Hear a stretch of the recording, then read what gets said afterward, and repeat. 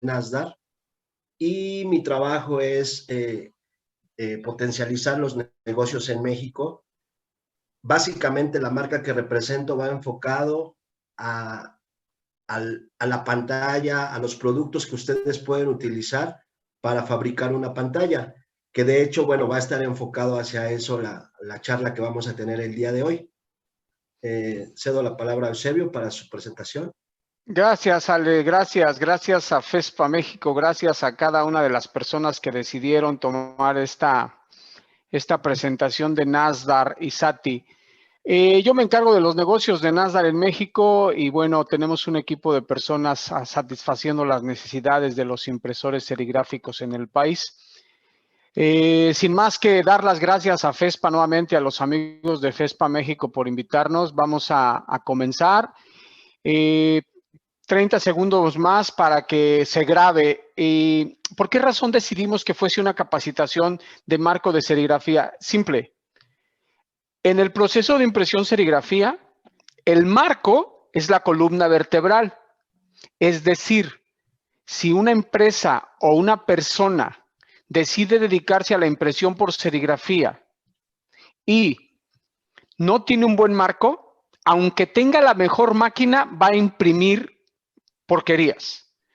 Aun cuando no tengas la mejor máquina del mundo, las mejores bisagras del mundo, el mejor pulpo, la mejor mesa del mundo, tienes algo muy básico, muy hechizo, pero el marco es muy bueno, vas a imprimir muy bonito. Entonces, es la columna vertebral, es lo que mueve el resto de la operación, lo mismo que nuestro cuerpo humano. La columna vertebral es el eje de todos nuestros movimientos y eso es el marco de serigrafía. Entonces, eso no ha cambiado. La presentación se llama ¿el marco de serigrafía se puede hacer perfectamente? ¿Es posible? La respuesta es bien simple. Vamos a revisarlo. Yo digo que sí. Ustedes lo comprobarán a través de la siguiente capacitación por parte de Alejandro. Adelante, arranquemos. Gracias. Bueno, responder la pregunta si es posible un marco perfecto, pues está en función básicamente de controlar las variables que intervienen en la fabricación del proceso. La primera parte de la pantalla del marco para serigrafía, pues es literal el marco. Existen para cualquiera de lo que se dedique cada uno de los que estamos aquí, siempre vamos a tener la columna vertebral y algunos utilizamos madera como material, algunos utilizamos hierro, fierro, algunos utilizamos aluminio, pero los tres cumplen la función de garantizar una estabilidad. Eso es lo que tenemos que controlar para garantizar estabilidad cuando estamos imprimiendo. Entonces, hay diferencias entre los tres materiales, obviamente, que principalmente tener un marco de madera, pues lo tenemos normalmente porque es económico, pero desafortunadamente tenemos baja resistencia mecánica. Muchas veces cuando el marco está mojado tarda demasiado en secar y eso nos provoca pérdida de tiempo en nuestros procesos de impresión.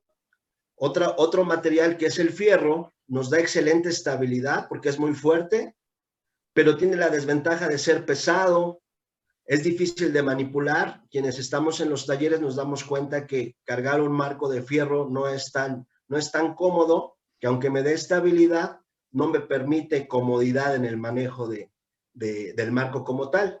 Y finalmente otro material es el aluminio.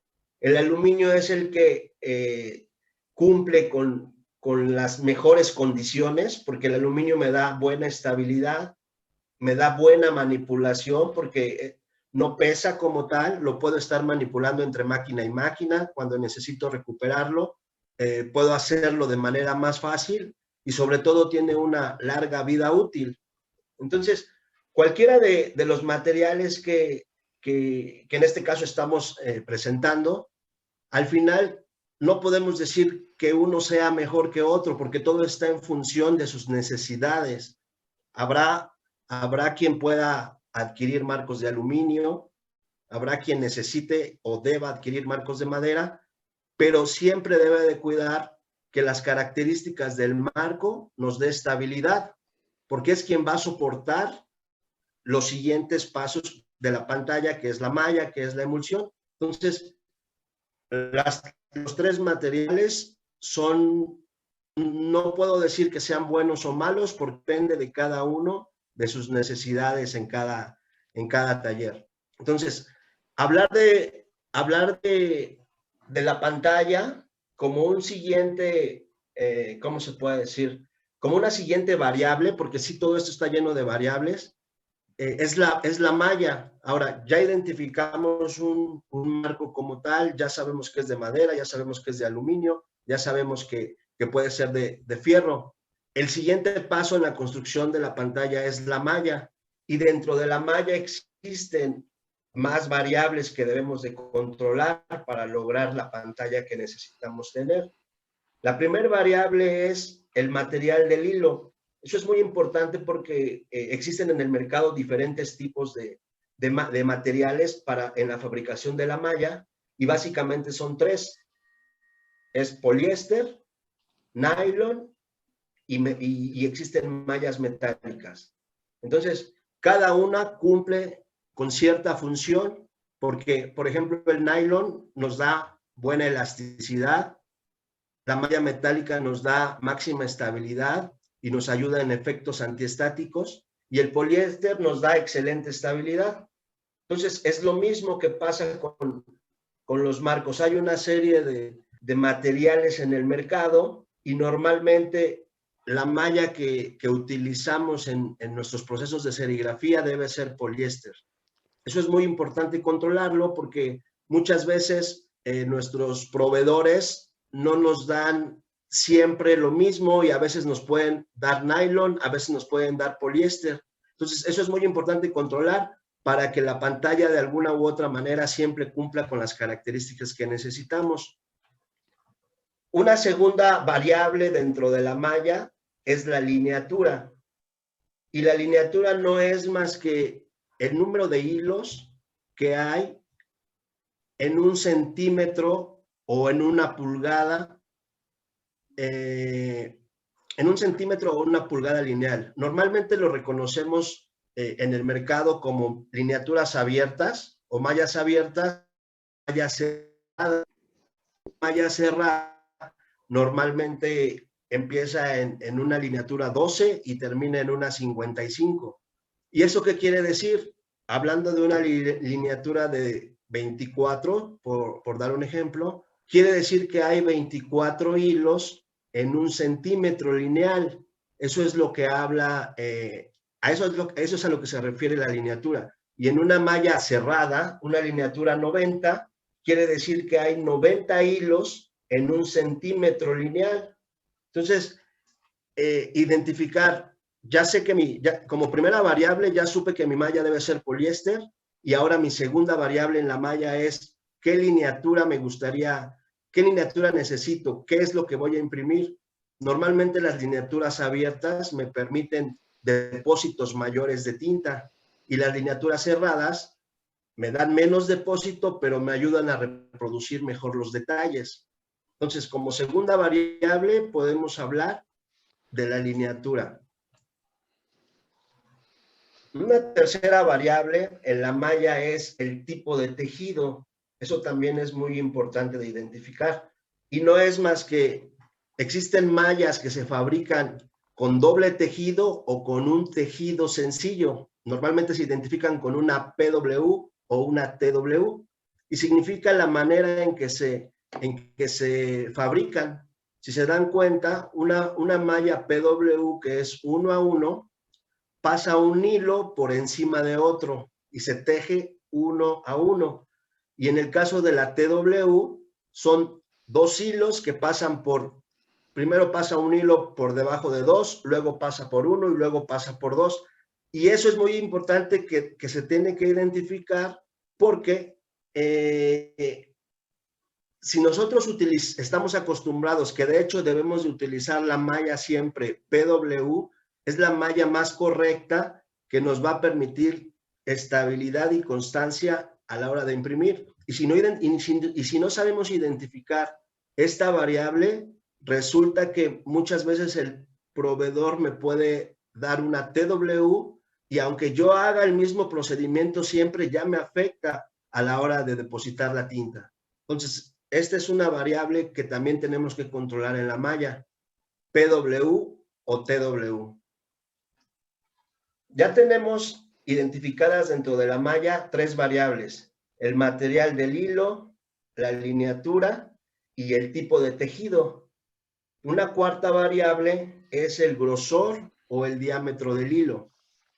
Esto de igual forma es una variable a identificar y a controlar. Más que nada siempre es tener la cultura del control. Acuérdense, no se puede medir lo que no se controla, no se puede mejorar. Entonces, como una cuarta variable, tenemos el grosor del hilo. Y las mallas normalmente se fabrican en 3 diferentes grosores de hilo. Es decir, podemos tener una misma lineatura, pero con 3 grosores de hilo. Y eso, si no lo controlamos, nos afecta en la cantidad que depositamos de tinta.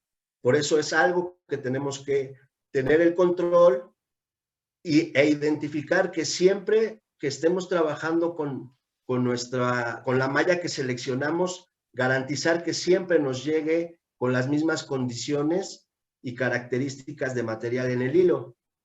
Entonces, una malla, por ejemplo, una malla 120 se puede fabricar con 3 grosores, con grosor 31, con grosor 34 o con grosor 40. Y eso hace que varíe la cantidad de tinta que voy a depositar. Hilos más delgados alcanzan más detalles, pero son débiles. Hilos más gruesos son muy resistentes, pero perdemos detalle. Es algo que tenemos que mediar y decidir con qué tipo de hilo nos vamos a quedar dependiendo del trabajo que vamos a realizar. Aquí, por ejemplo, tenemos una impresión hecha con 3 diferentes, es la misma malla, pero son 3 diferentes diámetros de hilo. Si se dan cuenta, en la impresión del lado derecho tenemos un punto más definido, es un círculo, es realmente un punto, le llamamos en la serigrafía más definido, y eso es porque, aunque es la misma malla, al utilizar un hilo más delgado, me permite que el punto lo pueda definir mejor. En el caso de la impresión del medio, tenemos un hilo mediano y el punto no es tan definido. Y en la impresión de la izquierda, al utilizar un hilo más grueso, gano en resistencia, pero pierdo en los detalles. Entonces, lo que se trata de mostrar en esta imagen es cómo con una misma malla 120, solamente con cambiar el grosor del hilo, el resultado es diferente. Y eso hay que controlarlo, eso hay que saber. Finalmente, yo decido, me quedo con una malla 120, con el hilo 34, o con el hilo 31, o con el hilo 40, según las necesidades de impresión de cada uno en cada taller. Otra variable en la malla es el color. Y el color también es muy importante. Si se da, como saben, en el mercado existen mallas blancas o mallas amarillas. Ya no se, difícilmente existen mallas naranjas, pero en el pasado existían.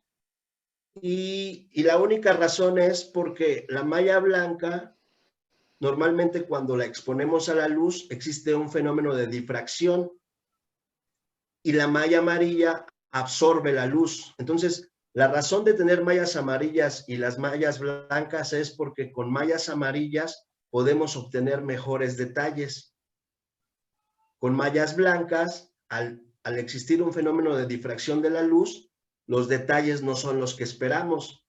Y si se dan cuenta, las mallas blancas normalmente existen en las lineaturas abiertas, porque ahí no necesito, normalmente cuando yo uso una malla abierta, no necesito detalles, no es lo que quiero imprimir. Y en una malla amarilla, que va a partir de la malla 77, 90, con una lineatura cerrada, ahí sí necesito detalles y por lo tanto normalmente las mallas en lineatura cerrada son amarillas. Entonces, es otra variable que tengo que controlar dentro de las mallas.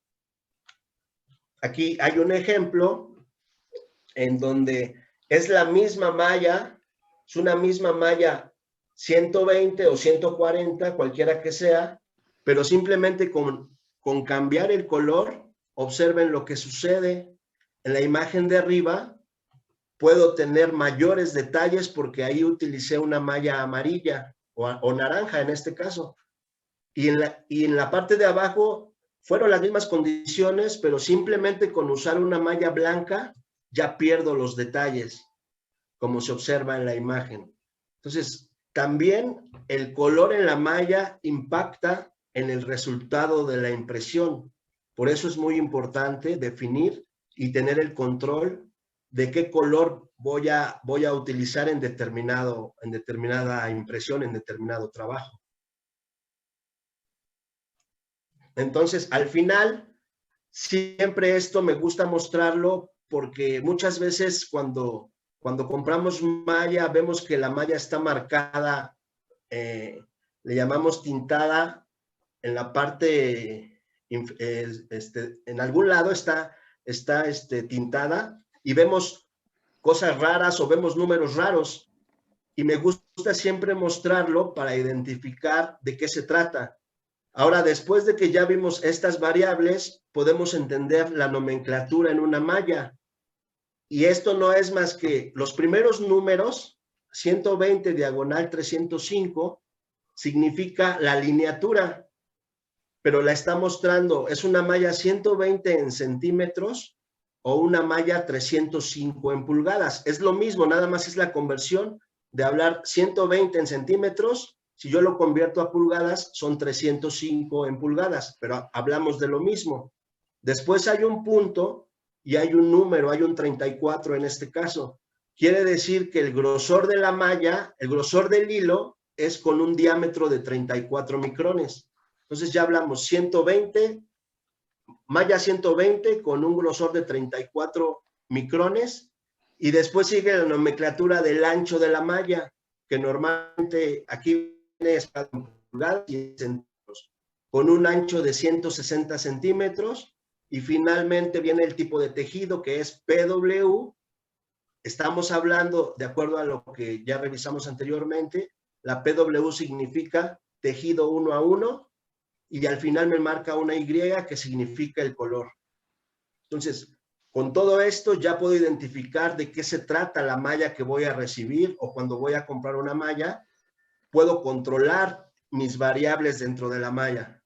Entonces, además del marco, también es importante controlar las variables que existen en la malla como una segunda variable a controlar. Una tercera variable a controlar en la pantalla es el tensado. Es muy importante porque, pues, normalmente cuando fabricamos una pantalla, necesitamos que la malla tenga la suficiente tensión para poder delimitar correctamente el paso de la tinta. Ahora, existen diferentes procedimientos de tensado. El procedimiento por medio de pinzas neumáticas, el procedimiento mecánico y el procedimiento de tensado o autotensado, que normalmente son los marcos Newman. Pero cualquiera de los procedimientos que utilizamos, el objetivo es garantizar la tensión ideal recomendada por el fabricante. Esto es muy importante y ahorita vamos a ver por qué. Este es un ejemplo de un equipo de tensado neumático, pinzas neumáticas. Este es un ejemplo de un tensado mecánico. Y aquí tenemos autotensable, que es los marcos Newman. Pero como les digo, cualquiera de los tres procedimientos que utilicemos, siempre es importante garantizar la tensión que el fabricante nos recomienda. Y esto, aquí esta pantalla nos indica el por qué. ¿Por qué necesito una tensión correcta en la malla? La razón es porque cuando nosotros respetamos las condiciones de tensado que el fabricante nos recomienda es porque, si se dan cuenta, cuando estiramos la malla, lo que necesitamos es lograr cuadros, aperturas de cuadros en los hilos de la malla que nos permitan un paso adecuado de tinta. Y normalmente esto se le conoce como geometría de la malla. Para lograr perfectamente ángulos de 90 grados y no rectángulos o formas irregulares que al final nos provoquen problemas en el registro, por ejemplo, que normalmente va relacionado a problemas en el registro cuando estamos imprimiendo. Entonces, si yo tengo ciertas pantallas tensadas a una tensión inicial y tengo otra pantalla tensado a otra tensión diferente, pues obviamente que voy a caer en problemas de registro y no voy a, y entonces empiezo a pensar en cosas que, ¿por qué me está saliendo mala impresión? ¿Por qué no registra? ¿Por qué el punto no es el correcto? Cuando el control lo puedo tener directamente si garantizo una tensión adecuada. Existe un ciclo en el tensado que me permite lograr lo que les estoy comentando. Normalmente la malla empieza a tensarse hasta que llega a un punto óptimo que se recomienda llegar a él para garantizar que la malla quede estable, se estabilice en un grado de tensión correcto, sin llegar a un punto de ruptura que me ponga en riesgo que la malla se esté reventando. Entonces, básicamente todo esto, cualquier marca que se utilice de malla, siempre hay tablas que nos permiten o que nos indican qué nivel de tensado es el que debe de tener una malla 12, una malla 24, porque no todas las mallas se tensan a la misma tensión. Cada una tiene su ciclo de tensado. Si hablo de lineaturas abiertas o hablo de lineaturas cerradas, siempre es recomendable ver la hoja técnica o el cuadro de tensiones que el fabricante nos recomienda. Y la razón es para garantizar apertura correcta de 90 grados, garantizar cuadros a la hora de tensar. Por eso es necesario controlar la tensión. Y bueno, sí, adelante, Sergio. Déjame, regrésate un poquito, voy a hacer lo que en términos reales se llama un hito, porque aquí en esta capacitación, presentación, probablemente hay personas que no tensan sus marcos. De hecho, 8 de cada 10 talleres chicos medianos en nuestro país y seguramente también en otras partes, porque FESPA tiene alcances en Centroamérica y en otras partes del mundo, mandan tensar sus marcos o compran marcos tensados. Todo lo que Alejandro les ha presentado es perfecto, son números y ojalá y ustedes decidan controlarlos uno a uno, si es de madera o de aluminio o de fierro, si es la malla X o Y color, si es tal lineatura, todo eso muy bien. Les voy a hacer la única recomendación para dejar a Alejandro avanzar. Cuando compran un marco, cuando ustedes compran un marco, si es de madera o incluso si es de fierro, lo único que hacen es mirar que esté bien derecho. Eso se llama estabilidad dimensional. Adicionalmente se fijan que tenga una tensión aceptable, es decir, lo tocan el marco y dicen, oh, está bien. Y probablemente incluso si lo mandaron revelar, revisen la definición. Pero hay algo que se llama geometría y es algo que deberían de aprender a hacer sí o sí, porque eso es lo que hace, uno, que el marco dure más y dos, que nos deje imprimir bien. Revisen la geometría. Pueden comprar un transportador de estos que utilizábamos del juego de geometría.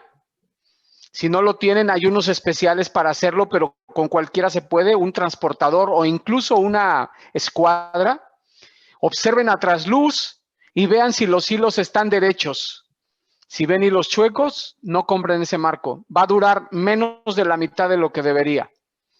Alejandro se los ha mencionado en términos reales, estrictos, ideales. Pero quien no tenga acceso a toda la información, por pura lógica, es como cuando ponemos un mantel en una mesa. Nos fijamos que de los 4 lados quede derecho. Es lo mismo la malla en el marco. vean la manera de aprender a hacerlo y si el proveedor no les deja verlo, ustedes lo pueden verificar a trasluz y traten de lograr ver o compren una lupa, un cuentahilos y observen los hilos. Van a aprender mucho de ello. Adelante, Ale. Gracias. Entonces, ya vimos dos variables en la fabricación de la pantalla, dos grandes variables. La primera es el marco, determinamos el material que vamos a utilizar, depende de las necesidades de cada quien. Y la segunda variable es la malla, que dentro de la malla hay más variables que ya hablamos y que debemos de controlar. Otra variable más es, y es muy importante porque a veces lo dejamos a un lado a la hora de fabricar pantallas, es la preparación de la malla como tal. No nada más el desengrasado, porque muchas veces lo confundimos entre limpiar, desengrasar, pero hay un concepto más que se llama preparador de malla. Y eso no es más que dar una especie de rugosidad como se ve en la imagen, que hace permeable la malla. ¿Qué quiere decir ese concepto? Normalmente la malla es, originalmente cuando es nueva, no le gusta el agua, la repela. Entonces, cuando nosotros aplicamos un concepto de preparar la malla, damos una especie de rugosidad que ahora la vuelve al contrario y hace que el agua la absorba. Y una gran cantidad en una emulsión, el 60% en una emulsión es agua. Por lo tanto, el concepto de hacer este proceso es porque de esa manera garantizamos que la emulsión se adhiera mejor y por lo tanto tengamos mayor resistencia cuando estamos imprimiendo. Y es muy sencillo el concepto, pero cuando ya lo visualizamos de esta manera, ya entendemos que le damos permeabilidad a la malla y de esa forma desengrasamos y a su vez preparamos la malla. Entonces ya en ese momento ya estamos listos para recibir la emulsión como una siguiente variable. Las emulsiones existen en el mercado básicamente tres, que ya no debería de existir la uno, que es el bicromato, a base de bicromato. En realidad es un sensibilizador antiguo, es dañino para la salud y el ambiente, pero bueno, es un sensibilizador que se usó hace muchos años, ahora hay quien todavía lo utiliza, no es recomendable, pero lo siguen utilizando. Y hay un segundo sensibilizador que se llama diazo. Eso es, no es nocivo para la piel, no perjudica el medio ambiente y no reacciona ante ambientes oscuros. Y un tercer sensibilizador se llama fotopolímero. Normalmente es el más moderno, por así llamarlo, aunque ya tiene años también, pero es uno de los sensibilizadores con mayores ventajas. No es afectado por el calor, es más sensible a la luz y es ideal para capas gruesas. Entonces, cualquiera de los tres sensibilizadores que estamos mostrando en la presentación, al final su función es endurecer la emulsión para lograr destapar el diseño o revelar el diseño que necesitamos. Y existen algunas condiciones entre cada uno de ellos. Por ejemplo, si hacemos una comparación entre el bicromato, el diazo y el fotopolímero, nos damos cuenta que una emulsión sensibilizada con bicromato me dura 4 días. ¿Qué quiere decir sensibilizada? Es cuando le agrego el fotoiniciador a la emulsión, ya se sensibiliza. Entonces, el diazo me dura 4 días. Perdón, el bicromato me dura 4 días. El diazo me puede durar hasta 3 meses. Y el fotopolímero, como ya viene de fábrica, puede durar hasta 24 meses y puedo seguir utilizando la emulsión. En el caso de cuando aplico ya la emulsión a la malla, el bicromato me dura 4 horas antes de poderle exponer. Un diazo me puede durar hasta 2 semanas y el fotopolímero me puede durar hasta 3 meses, siempre y cuando lo tenga en condiciones de cuidado, que es no exponer a la luz del día. Normalmente se recomienda en un cuarto oscuro con luz amarilla y bajo esas condiciones podemos hacer uso de estas características en cada sensibilizador de emulsión. Entonces, hablando de los sensibilizadores y de la emulsión ya directamente, pues al final muchas veces nos preguntamos cuál es la emulsión correcta que debo elegir. Y eso se responde de la misma manera. No hay una emulsión ideal para todos. Cada uno, dependiendo de sus necesidades, preguntándose sobre la resistencia química, cuánto necesito que dure, cuántos tirajes, voy a imprimir 100, voy a imprimir 5,000, 10,000, cuánto es lo que voy a imprimir, en qué malla la voy a usar malla lineatura cerrada, lineatura abierta, qué calidad necesito, voy a imprimir trabajos de gran detalle o simplemente voy a imprimir plastas, quiero recuperar la pantalla, no la voy a recuperar. Y algo muy importante es la fuente de luz, qué tipo de luz tengo para poder trabajar mi emulsión. Entonces, básicamente son estas variables que necesito preguntarme para definir el tipo de emulsión que voy a necesitar. Y esta puede ser de bicromato, de diazo o de fotopolímero, que son las emulsiones que normalmente tenemos en el mercado. Y como una variable más es la aplicación de la emulsión. Eso es algo muy, muy interesante y muy importante, porque al final existen diferentes formas de emulsionar. Hay infinidad, hay quien da un pase, hay quien da 2 pases, hay quien lo hace de manera horizontal, hay quien lo hace de manera vertical, pero existe una relación que le llamamos emulsión sobre malla, y esto es un valor teórico que nos gusta presentar como base para obtener un emulsionado adecuado. ¿Y qué quiere decir este 10%?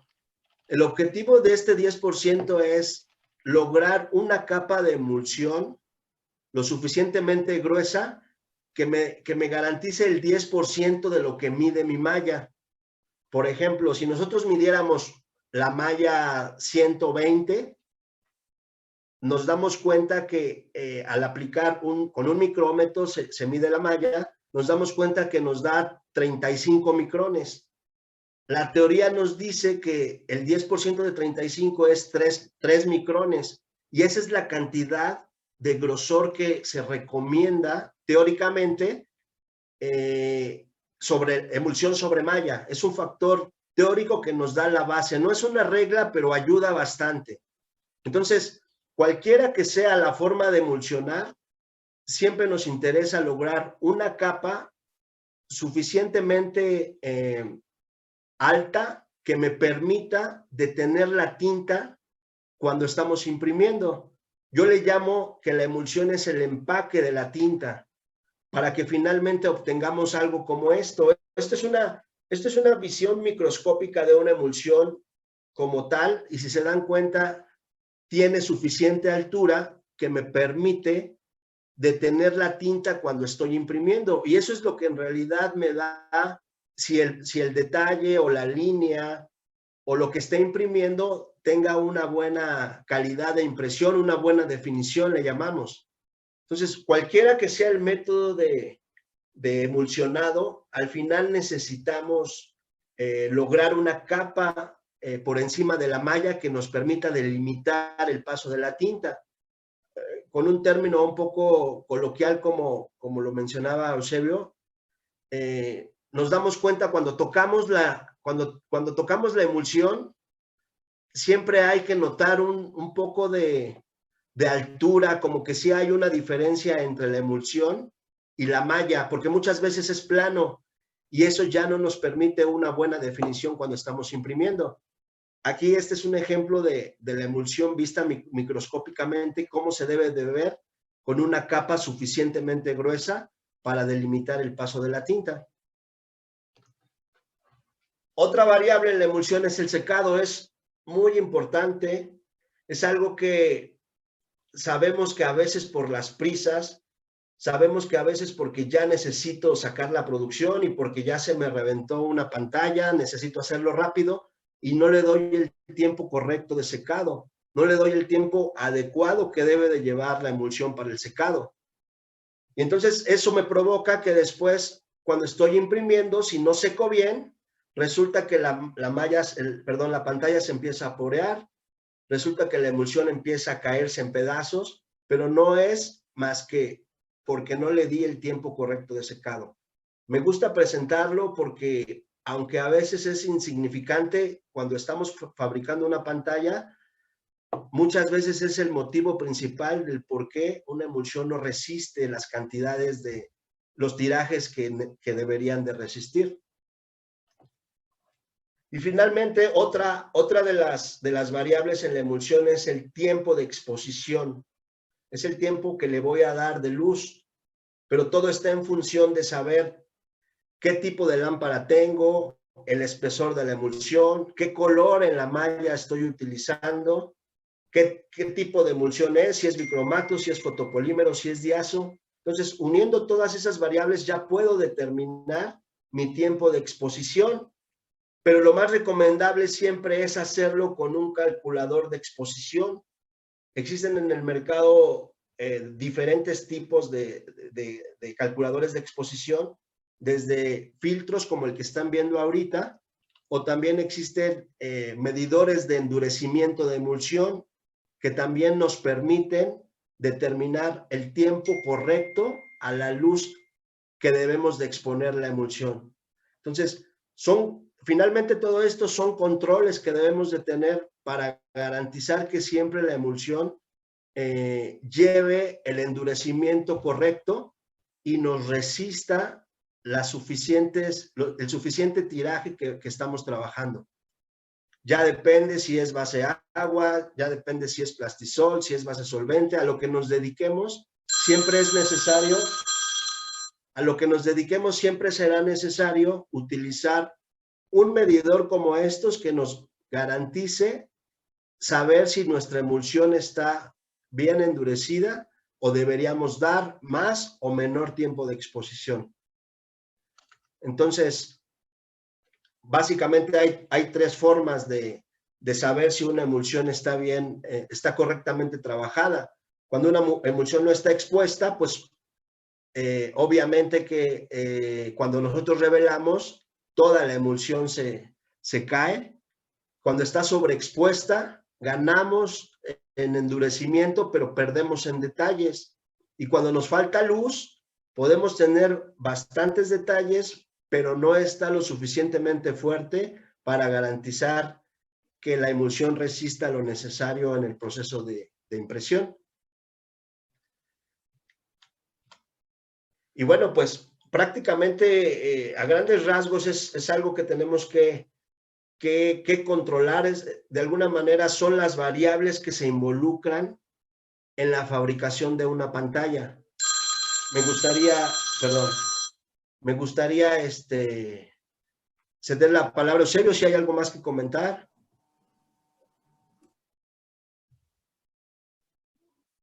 Discúlpeme, estaba cerrado mi micrófono, ahora sí. Hace rato les mencionaba yo que cuando compran sus marcos tienen que checar la geometría. Cuando emulsionan sus marcos, lo que tienen que checar es la humedad.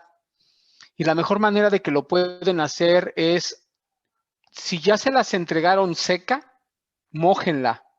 Si no si la están ustedes mojando, tóquenla mojada o mójenla y tóquenla. Se tiene que sentir seca, permeable. Es como cuando uno lava un traste y el marco lo tocas así con los dedos y tocas un sartén. Si el sartén está mal lavado, se siente como si tuviera grasa. Es decir, faltó jabón. Es el típico, yo le digo a mi familia, no le sobe al sartén, hay que tallarle.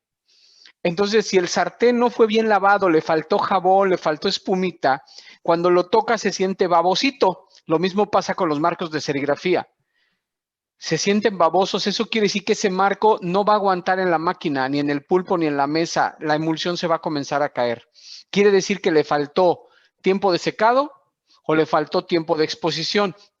Cualquier luz es posible, hasta el sol. Pero nada que te lleve a más de 10 minutos va a servir. Cualquier fuente de luz que te lleve a más de 10 minutos te va a dar problemas.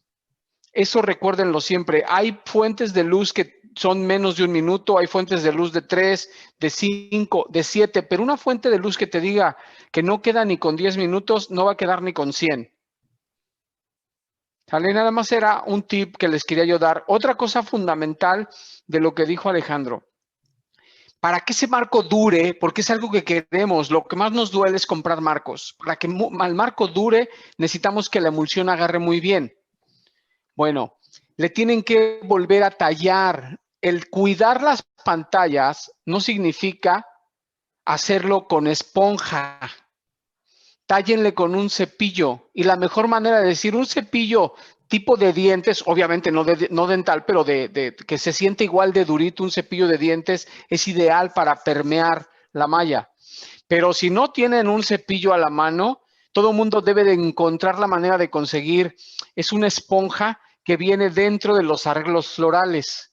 El mundo la conoce como oasis y es donde entierras los tallos de las rosas. Esos pedacitos se llaman oasis y los venden donde se venden flores, sobre todo.